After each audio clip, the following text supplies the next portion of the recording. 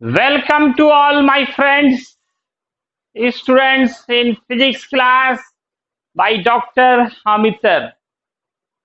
Today our topic is SI system. पिछले class में मैंने आपको सिस्टम ऑफ यूनिट्स बताया था। इस सिस्टम ऑफ यूनिट्स के 5 टाइप्स बताए गए थे। 5 टाइप्स होते हैं सीजीएस, एफपीएस, एमकेएस, एसआई और एमकेएसए। 4 सिस्टम की जानकारी आपको पहले दे दी गई थी। आज हम लोग 5वां सिस्टम लेके आए हैं जिसका नाम है SI system, system of international या फिर international standard system. It is very very important topic. Hindi में इसको बोलते हैं अंतरराष्ट्रीय मानक पद्धति। अंतरराष्ट्रीय मानक पद्धति, एसआई सिस्टम, अंतरराष्ट्रीय मानक पद्धति। तो देखिए, इससे पहले वाले जो सिस्टम थे सीजीएस, एफपीएस, एमकेएस, ये किसी एक कंट्री के लिए होते थे। इससे लोगों को बहुत परेशानी होती थी। जब कोई एक कंट्री वाला दूसरे कंट्री में चला जाए, तो या पढ़ने चला जाए, बिजनेस करने चला जाए, घूमने चला जाए, तो उन्हें काफी कठिनाई का सामना करना पड़ता था। बहुत सारे प्रॉब्लम्स होते थे, कुछ समझ में नहीं आता था। तो इसके लिए पूरे वर्ल्ड के साइंटिस्ट की मीटिंग हुई 1960 में जिनेवा में, और तब जाकर ये डिस्कस निकाला गया कि पूरे वर्ल्ड के अंदर एक ही सिस्टम यूज हो, ताकि कोई भी किसी भी कंट्री में चला जाए, उसे किसी तरह का कोई प्रॉब्लम ना हो, चाहे वो एजुकेशन के फील्ड में हो या फिर बिजनेस के फील्ड में हो या टूरिज्म के फील्ड में हो। तो इससे क्या हुआ, पूरा वर्ल्ड एक हो गया। हम तो अब ये कह सकते हैं कि पूरा वर्ल्ड एक हो चुका है। दुनिया के किसी कोने में किसी भी चीज का इन्वेंशन होता है, उनका यूज पूरी दुनिया के लोग करते हैं। इसके लिए जरूरी था पूरे वर्ल्ड का एक ही सिस्टम हो, यूनिट्स का एक ही सिस्टम हो। उसी का नाम रखा गया इंटरनेशनल। नाम से ही पता चल रहा हो, जिसको हर एक राष्ट्र मानता हो, इंटरनेशनल नाम है इसका। स्टैंडर्ड सिस्टम, हर एक चीज का एक फिक्स स्टैंडर्ड यूनिट लिया गया। अंतरराष्ट्रीय मानक पद्धति, हिंदी इसका नाम है अंतरराष्ट्रीय मानक पद्धति, इंटरनेशनल स्टैंडर्ड सिस्टम, और कुछ बुक्स में इसको सिस्टम ऑफ इंटरनेशनल भी कहते हैं। ये है क्या? तो नाम से डिफिनीशन पता चल रहा है। इनका डिफिनीशन यही कहेंगे, a system of units, a system of units which is valid, जो वैलिड है, मान्य है, all over the world, all, और पूरी दुनिया में जो मान्यता प्राप्त है, world, is called SI system. Shortcut में क्या लिखेंगे? SI system, international standard system, जो पूरे वर्ल्ड के हर एक कंट्री में मान्य हो, वैलिड हो। वैलिड मतलब होता है मान्य, उसी का नाम होगा इंटरनेशनल स्टैंडर्ड सिस्टम। इस सिस्टम में यह भी कोशिश किया गया कि एक भी फिजिकल क्वांटिटी छूटने नहीं पाए। इस मॉडर्न एज में बहुत सारे इन्वेंशंस हुए। जो भी, जैसे इलेक्ट्रिक करंट पहले नहीं था, इलेक्ट्रिक करंट का यूनिट, और इसमें है ना ल्यूमिनस इंटेंसिटी को ऐड किया गया, टेम्परेचर को ऐड किया, मतलब कोई छूटने नहीं पाए। एसआई सिस्टम में को एक तरह से कंप्लीट सिस्टम कहते हैं। इससे पहले वाले जो सिस्टम थे उसमें कुछ ना कुछ कमी थी, उन कमियों को दूर करके पूरे वर्ल्ड के साइंटिस्टों ने मिलकर एक नया सिस्टम बनाया जिसका नाम इंटरनेशनल स्टैंडर्ड सिस्टम है। इन SI system,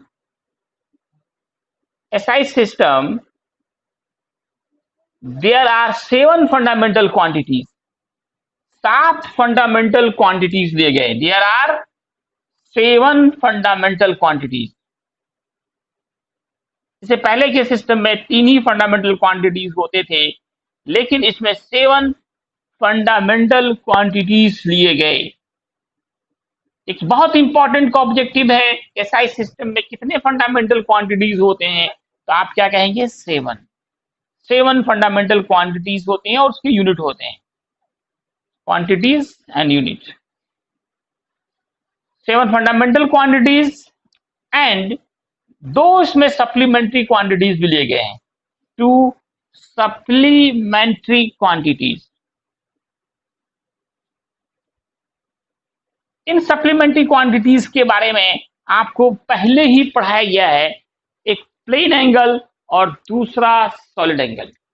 एसआई सिस्टम के बारे में आप ये भी याद रखें, ये एसआई सिस्टम एक मॉडर्न सिस्टम है, आधुनिक पद्धति है, modern system of unit, system of unit. SI system जो है इज रेशनलाइज्ड सिस्टम, रेशनलाइज्ड सिस्टम है ये। रेशनलाइज का मतलब क्या हुआ? इस सिस्टम में एक और कोशिश की गई जो एक तरह के फिजिकल क्वांटिटीज हो उनका एक ही यूनिट हो, ताकि आपको अलग अलग का बहुत ज्यादा याद करने में परेशानी ना हो। आपकी परेशानियों को ख्याल रखते हुए जो भी एक तरह के फिजिकल क्वांटिटीज हैं उनका एक ही यूनिट लिया गया, एक ही यूनिट रखा गया है। इसलिए रेशनलाइज सिस्टम इसी को बोलते हैं, जिस सिस्टम में एक तरह के फिजिकल क्वांटिटीज का एक ही यूनिट हो, उस सिस्टम को रेशनलाइज्ड सिस्टम कहते हैं। इसका सबसे बड़ा एडवांटेज क्या हुआ? ये पूरे वर्ल्ड के अंदर वैलिड है। अब आप किसी भी कंट्री में पढ़ने जा सकते हैं, घूमने जा सकते हैं, क्योंकि हर जगह एक ही यूनिट चल रहा है, तो आपको कुछ भी खरीदने में, है ना, कुछ प्रॉब्लम आपको नहीं होगा। तो एसआई सिस्टम में 7 फंडामेंटल क्वांटिटीज क्या हैं, उनको आपको याद रखना है। मैं इसके लिए एक लिस्ट बना रहा हूं, 7 फंडामेंटल क्वांटिटीज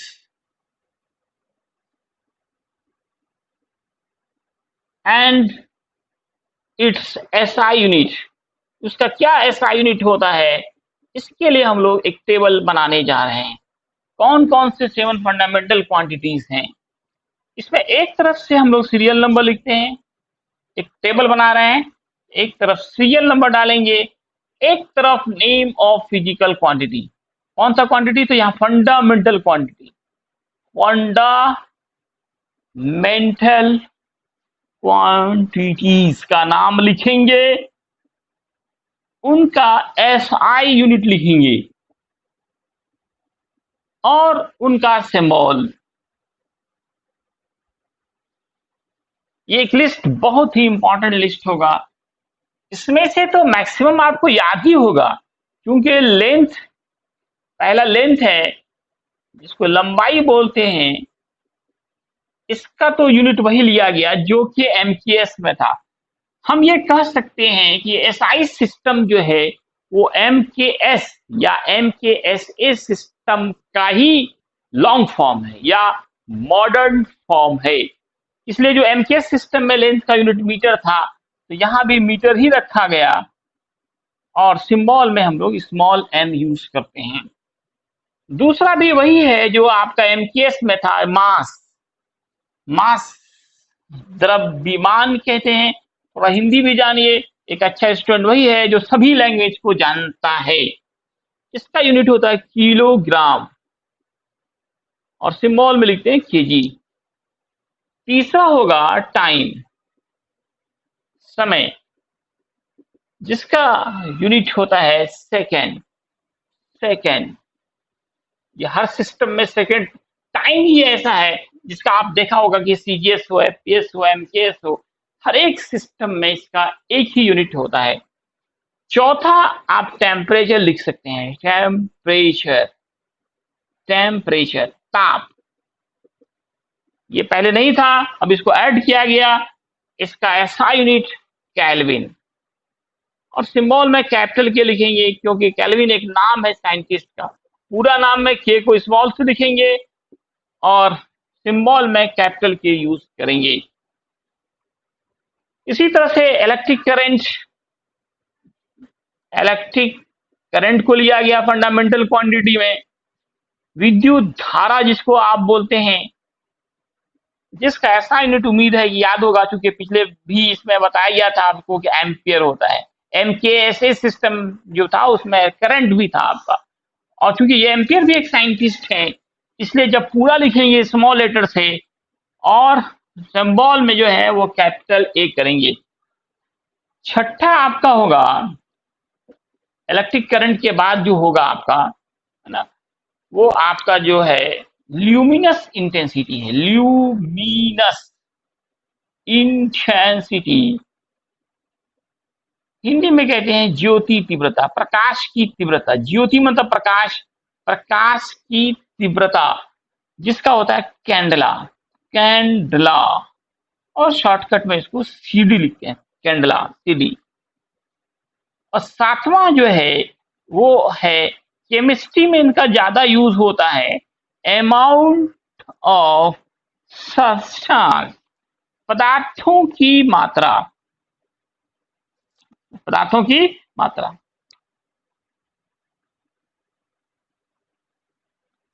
जिनका ऐसा यूनिट होता है मोल। क्या होता है? मोल, MOLE, मोल लिखते हैं, और सिंबल में सिर्फ ई हट जाता है, MOL ही लिखेंगे, MOL, मोल। मोल जो है इसका अमाउंट ऑफ सब्सटेंस, है ना, पदार्थ की मात्रा कहिए, पदार्थों की मात्रा कहिए। सब्सटेंसेस, अगर यहाँ सब्सटेंस लिख देंगे तो पदार्थ हो जाएगा, पदार्थ की मात्रा, की मात्रा, अमाउंट ऑफ सब्सटेंस की मात्रा। तो ये 7 फंडामेंटल क्वांटिटीज हैं। अगर इन सातों को आप अच्छे से याद करते हैं तो ये 7 फंडामेंटल और 2 सप्लीमेंट्री, इन्हीं से मिलकर पूरा फिजिक्स, हर एक क्वांटिटीज बनते हैं। इसलिए कहा जाता है ये 7 फंडामेंटल और 2 सप्लीमेंट्री क्वांटिटीज जो कि आपको पहले बताए गए थे, अगर आप याद कर लेते हैं तो पूरे फिजिक्स में कहीं भी आपको किसी भी यूनिट, किसी भी फिजिकल क्वांटिटी का यूनिट निकालने में आपको कोई परेशानी नहीं होगी। लेकिन जरूरी है कि हर कोई इसको याद करे। याद तो होगा ही, लेकिन एक बार फिर से मैं रिक्वेस्ट करूंगा कि इसे आप अगर याद नहीं भी है तो अच्छे से याद कर लें, पूरा जीवन भर आपको ये काम आएगा। तो देखिए, सप्लीमेंट्री क्वांटिटीज भी आपको बताए गए थे ना, उसका यूनिट लिखाया गया था। मैं लेकिन फिर भी एक टेबल फिर से बना देता हूं, कितने सप्लीमेंट्री क्वांटिटीज हैं। पहले ये एक इंपॉर्टेंट क्वेश्चन याद रखें कि 2 supplementary quantity, there are 2 supplementary quantities. तो 2 सप्लीमेंट्री, सहायक, है ना, सहायक एग्जाम भी होता है। जो लड़का फेल कर जाते हैं उसके लिए सहायक एग्जाम होता है। तो जहां पे ये सातों फेल हो जाता है ना, 95%, तो हम कहते हैं कि इन्हीं से ही सारे फिजिकल क्वांटिटीज बने रहते हैं। लेकिन कुछ जगह पे जहां ये फेल हो जाते हैं, उन्हीं के लिए ये आता है आपका सप्लीमेंट्री क्वांटिटीज। तो अब लिस्ट हमारा चेंज हो रहा है, यहाँ पे हम इसको चेंज करके फंडामेंटल की जगह पे सप्लीमेंट्री लिख रहे हैं, सप्लीमेंट्री क्वांटिटीज।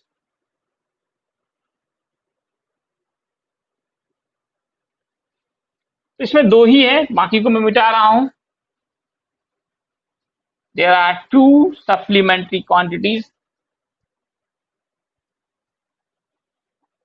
इसमें कौन कौन सा है, उम्मीद है आप लोगों को याद हो चुका होगा। मैंने पूरा एक्सप्लेनेशन के साथ पिछले लेक्चर में इसे पढ़ाया है। जो लोग नहीं पिछला लेक्चर देख चुके हैं, देखिए एक प्ले लिस्ट बना हुआ है, क्योंकि बहुत सारा वीडियो डाला हुआ है, कुछ 11th का है, कुछ 12th का है। और कुछ डिप्लोमा इंजीनियरिंग के लिए है। इसके लिए आप क्या करें कि एनएससी क्लास का जो लोगो है उसको दबाएंगे तो वहां पे आपको एक प्ले लिस्ट आएगा। उस प्ले लिस्ट में आप देख सकते हैं कौन सा वीडियो 11th का है, कौन 12th का है। तो जो 11th वाले है ना, तो वो जो है प्ले लिस्ट जरूर देखें। उसके अकॉर्डिंग ही आप पिछला लेक्चर देखेंगे जिसमें ये सप्लीमेंट्री क्वांटिटीज दोनों को, प्लेन एंगल और सॉलिड एंगल, ये दो ही, एक क्या है हमारा सप्लीमेंट्री में, पहला है प्लेन एंगल, इसको पूरा डिफिनेशन, इसका यूनिट, इस पे न्यूमेरिकल्स सभी बताए गए हैं। प्लेन एंगल का ऐसा यूनिट होगा रेडियन और सिंबल होगा आरएन। दूसरा आपका सॉलिड एंगल है, सॉलिड एंगल का होगा स्टे रेडियन, स्टे रेडियन, और शॉर्टकट में हम लोग आर। तो what is plane angle, what is solid angle, इन सब का एक्सप्लेनेशन पिछले लेक्चर में किया गया है ना। पहला चैप्टर, हमारा जो चैप्टर चल रहा है वो फर्स्ट चैप्टर है, यूनिट, इंट्रोडक्शन एंड डायमेंशन, है ना। इंट्रोडक्शन, यूनिट एंड डायमेंशन नाम का चैप्टर चल रहा है। इसके शुरुआत में ही ये सब के बारे में बताया गया है, प्लेन एंगल और सॉलिड। तो जरूर आप एक बार देख लें। कुछ पॉइंट्स आप नोट में याद रखेंगे कि यूनिट का प्लूरल नहीं होता है। ये लोग बहुत बड़ा कॉमन एरर है, सब लोग गलती करते हैं। जबकि याद रखें यूनिट हैज नो प्लूरल, ये हमेशा सिंगुलर फॉर्म में होता है, प्लूरल इसका नहीं बनाना है। जैसे अगर आपका 50 केजीज है, केजी है, तो आप चूंकि एक से ज्यादा केजीज क्या केजीज लगाएंगे, ये गलत हो जाएगा। आपको 50 केजी ही लिखना है। इस तरह से मान लो 30 मीटर्स कर दिया तो ये गलत हो गया, आपको 30 मीटर ही लिखना है। चाहे 1 मीटर हो कि 30 मीटर हो कि 30 100 हो, वो प्लूरल नहीं होगा। यूनिट का कभी प्लूरल नहीं होता है। दूसरा, यूनिट अगर किसी साइंटिस्ट के नाम पे हो, जैसे न्यूटन लिखना है आपको, अगर आपने 5 न्यूटन लिखा, पूरा नाम लिखना हो, यूनिट किसी साइंटिस्ट के नाम पे हो और पूरा नाम इस तरह से अगर आप लिख देते हैं, ये गलत हो जाएगा। फिर आपको 5 न्यूटन साहब खोज के लाना पड़ेगा, है ना, क्योंकि ये साइंटिस्ट का नाम है। तो इसमें रूल बनाया गया है कि पूरा नाम लिखना है तो आपको स्मॉल से लिखना है, और अगर सिंबल में लिखना है तब उल्टा करना, अब कैपिटल एन, ये हमारा सही होगा। लेकिन इस वक्त आप 5 स्मॉल एन डाल देंगे तो ये गलत हो जाएगा। इसी तरह से अभी दिखा रहा था मैं एम्पियर, एम्पियर को अगर इस तरह से 10 एम्पियर, तो ये आपका गलत हो जाएगा। आपको करना क्या है, 10 स्मॉल से शुरू करेंगे, क्योंकि एम्पियर भी एक साइंटिस्ट हैं।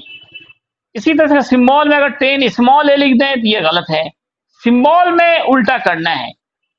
सीधा याद रखना है, जब भी कोई यूनिट किसी साइंटिस्ट के नाम पर हो, उस वक्त अगर आपको पूरा लिखना हो तो आप स्मॉल लेटर से शुरू करेंगे, लेकिन उसे अगर सिंबल में लिखेंगे तब आप कैपिटल लेटर यूज करें, उल्टा करना पड़ता है।